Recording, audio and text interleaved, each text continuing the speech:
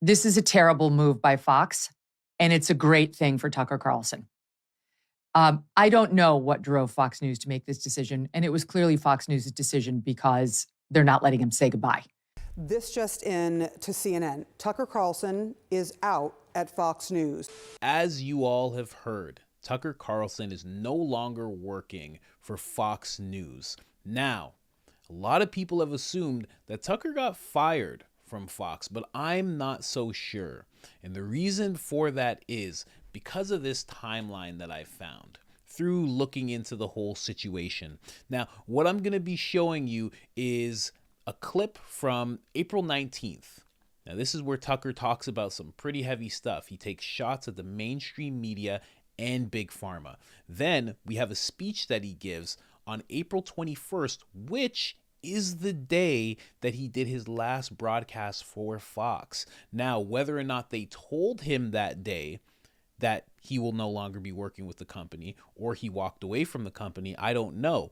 But when you hear what he says in this speech, it almost gives me the impression that he already knew, and he almost sounds fed up with what's been going on within mainstream media. Then we're going to go to April 24th, present day, and I'm going to let you know why this is the absolute best thing for Tucker Carlson. Because we've seen this before with someone who I talk about quite a bit. And I'm going to mention him at the end of this episode. Stay tuned. Let's get into it. Here, honey, say April 19th. But come to the mic. Come here and say it. Say April 19th. April 19th. Thank you very much. Well, here's one measure of their badness. You can try this at home. Ask yourself, is any news organization you know of so corrupt that it's willing to hurt you on behalf of its biggest advertisers? Anyone who do that is obviously Pablo Escobar level corrupt and should not be trusted. What would that look like? That level of corruption. Well, imagine that the Trump administration had made it mandatory for American citizens to buy MyPillow. That's one of Fox News' biggest advertisers. Imagine the administration declared that if you didn't rush out and buy at least one MyPillow and then at least another booster pillow, you would not be allowed to eat out. You couldn't re-enter your own country. You couldn't have a paying job. MyPillow, they told you with a straight face, was the very linchpin of our country's public health system. Now imagine, as they told you that Fox, as a news organization, endorsed it, amplified the government's message. Imagine if Fox News attacked anyone who refused to buy MyPillow as an ally of Russia, as an enemy of science. And then imagine that Fox kept up those libelous attacks even as evidence mounted that MyPillow caused heart attacks, fertility problems, and death. If Fox News did that, what would you think of Fox News? Would you trust us? Of course you wouldn't. You would know that we were liars. Thank heaven Fox News never did anything like that, but the other channels did. The other channels took hundreds of millions of dollars from big pharma companies, and then they shilled for their sketchy products on the air. And as they did that, they maligned anyone who was skeptical of those products.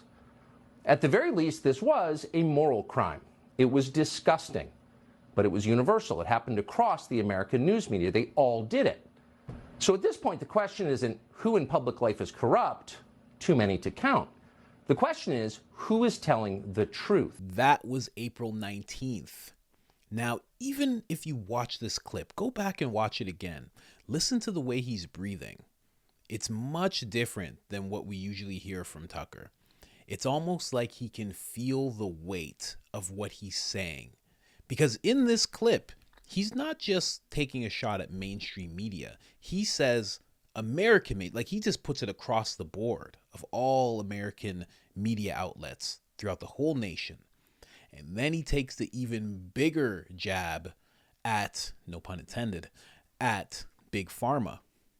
This is a very brave thing to do when you're in the position that he's in, because he could just talk about regular news stuff that's going on. You know, a guy trips, a pizza delivery guy trips somebody. You know, he could just talk about whatever. But instead, he decides to take a really big stand, and you can hear it in him. But that's April 19th. So now you're about to hear a speech that he gives. This is just a couple of clips out of it. But you're going to hear a speech that he gives on April 21st. Now, this speech is very hard-hitting, and it sounds like he's really fed up with the way things have been going in the mainstream media. It sounds like he could be taking shots at colleagues that he has in the media, or even a certain media outlet that he's no longer a part of. As you look around and you see so many people break under the strain, under the downward pressure of whatever this is that we're going through, and you look with disdain and sadness as you see people you know become quislings, you see them revealed as cowards, you see them going along with a new thing, which is clearly a poisonous thing, a silly thing, you know, saying things you know they don't believe because they want to keep their jobs. If there's a single person in this room who hasn't seen that through George Floyd and COVID and the Ukraine war, raise your hand. Oh, nobody? Right, you all know what I'm talking about. And you're so disappointed in people. You know, you are, and you realize that the herd instinct is maybe the strongest instinct. I mean, it may be stronger than the hunger and sex instincts, actually. The instinct, which again is inherent to be like everybody else and not to be cast out of the group, not to be shunned, that's a very strong impulse in all of us from birth. And it takes over, unfortunately, in moments like this, and it's harnessed, in fact, by bad people in moments like this, to produce uniformity. And you see people going along with this, and you lose respect for them. And that's certainly happened to me at scale over the past 3 years. I'm not mad at people, I'm just sad, I'm disappointed. How could you go along with this? You know it's not true, but you're saying it anyway? Really, you're putting your pronouns in your email? You're ridiculous. Decided, no, I'm not going along with this, and once you say one true thing and stick with it, all kinds of other true things occur to you. The truth is contagious, lying is, but the truth is as well. And the second you decide to tell the truth about something, you are filled with this, I don't want to get supernatural on you, but you are filled with this power from somewhere else. Try it. Tell the truth about something. You feel it every day. The more you tell the truth, the stronger you become. That's completely real. It's measurable in the way that you feel. And of course, the opposite is also true. The more you lie, the weaker and more terrified you become. We all know that feeling. You lie about something, and all of a sudden you're a prisoner of that lie. You are diminished by it. You are weak and afraid. Drug and alcohol use is the same way. It makes you weak and afraid. But you look around and you see these people, and some of them really have paid a heavy price for telling the truth. And they are cast out of their groups, whatever those groups are, but they do it anyway. Now, when I hear someone talking like this really does sound pointed directly at Fox. And it's definitely pointed directly at his colleagues. It has to be. It has to be. Because when we hear everything he's saying about going along with things and saying things that you know aren't true, well, in my opinion, that's mainstream media all day. I mean, that's just what they do. I've talked about this time and time again. These people don't sit down and do research.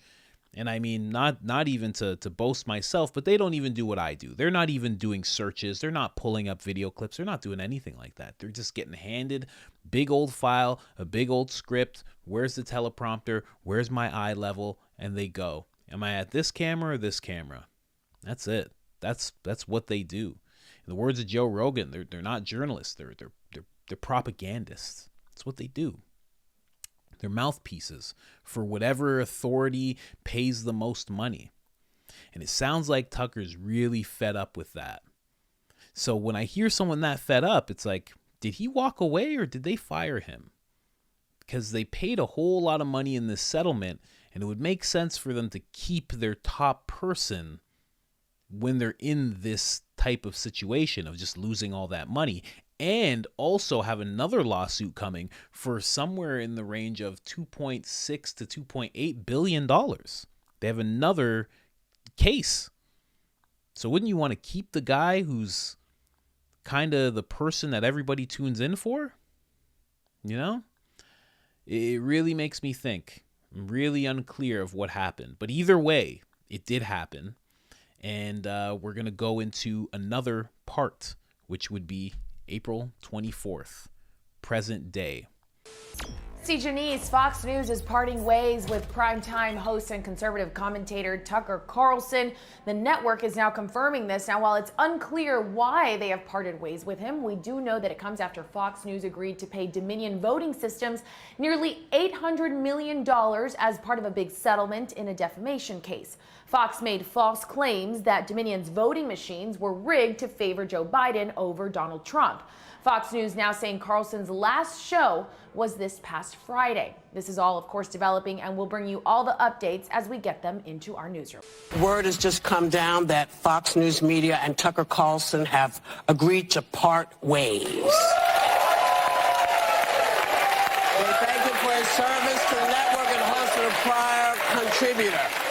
Wave.